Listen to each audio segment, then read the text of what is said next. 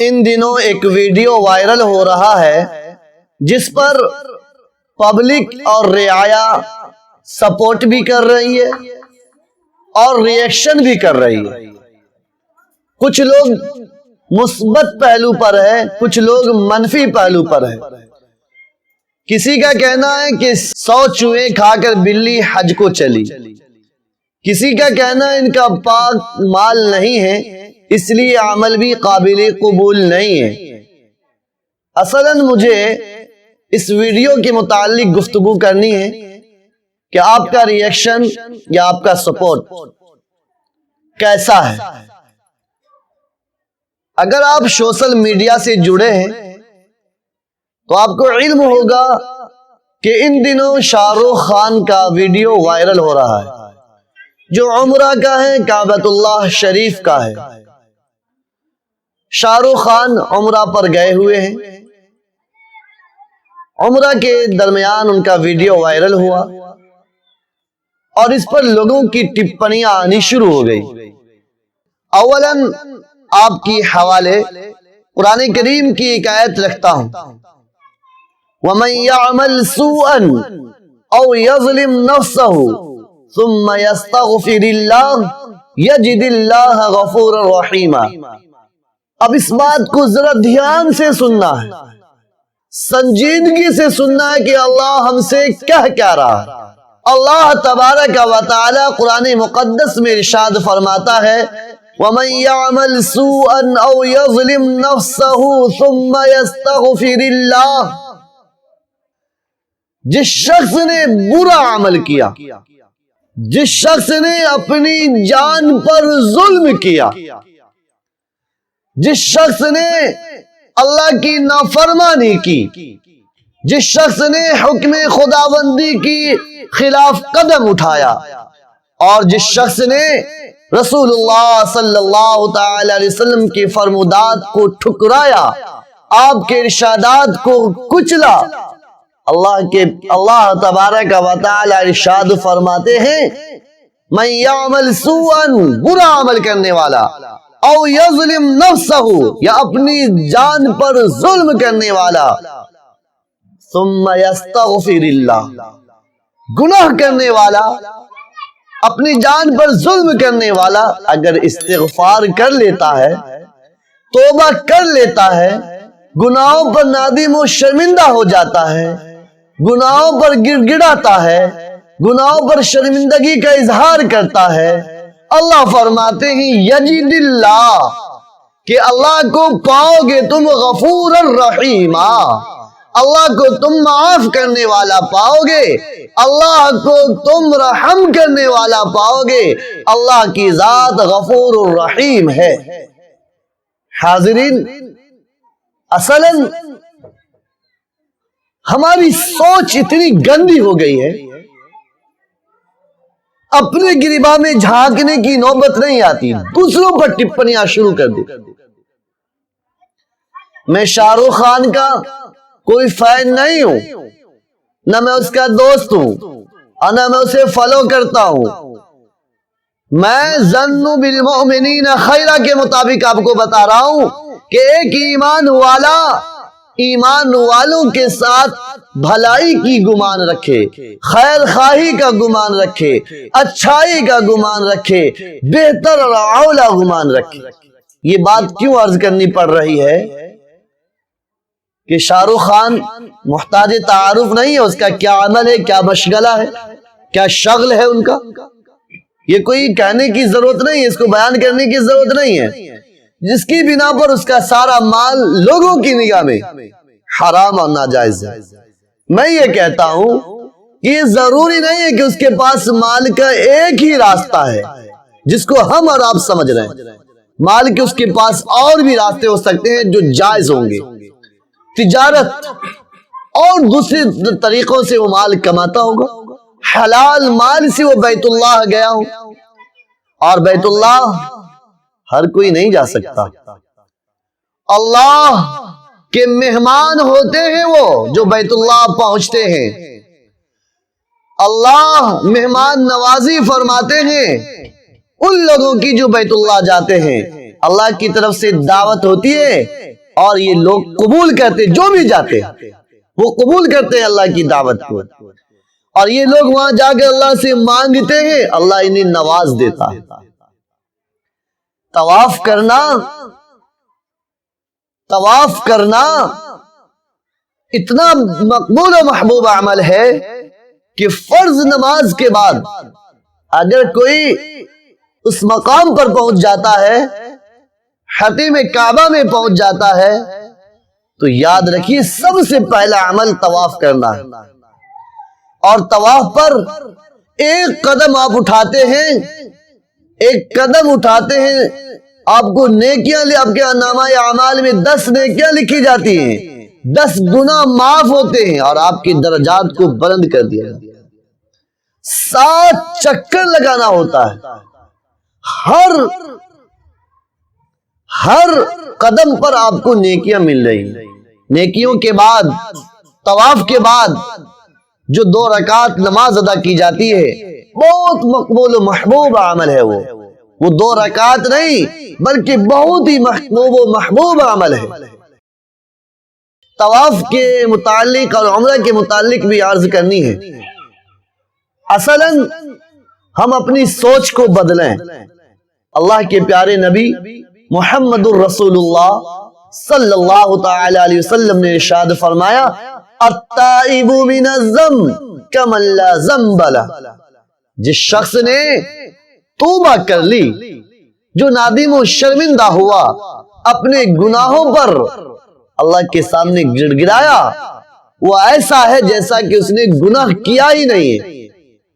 ہم کون ہوتے ہیں شاہ رخ خان کو آئینہ دکھانے والے؟ ہم کون ہوتے ہیں یہ کہنے والے کہ آپ کا یہ عمل مقبول نہیں ہے، آپ کا مال جائز نہیں ہے؟ ہم کون ہوتے ہیں؟ ہمیں کہنے کا حق نہیں۔ کس کا مال جائز ہے، کس راستے سے وہ کما کر اللہ کی بارگاہ تک پہنچا ہے، اللہ جان رہا۔ مال کے بہت سارے راستے ہو سکتے ہیں، یہ کہنا ہرگز درست نہیں۔ اور اللہ اپنی بارگاہ میں بلا رہا ہے، دعوت دے رہا ہے، تو یقیناً برائی کے ساتھ خوبیاں بھی ہوں گی، اچھائیاں بھی ہوں گی۔ صرف برائی پر نظر نہیں ہونی چاہیے، اچھائیوں پر بھی نظر ہونی چاہیے، خوبیوں پر بھی نظر ہونی چاہیے کہ اللہ بلایا اس کو اپنی بارگاہ میں، کچھ نہ کچھ اس کے اندر خیر ہے جو ہماری آنکھوں سے پوشیدہ، جس کو ہماری آنکھ نہیں دیکھ سکتی۔ اور ممکن ہے شاہ رخ خان یہ ارادہ لے کر گئے ہوں، دل کی تمنا لے کر گئے ہوں کہ میں اپنے تمام کالے کرتوت پر اللہ کی بارگاہ سب سے مقدس جگہ پہ جا کر روؤں گا، گڑ گڑاؤں گا، اللہ سے توبہ کروں گا، اللہ کے سامنے عاجزی و بے کسی کا اظہار کروں گا۔ اللہ تو یہی چاہتا ہے، اللہ یہی چاہ رہا ہے۔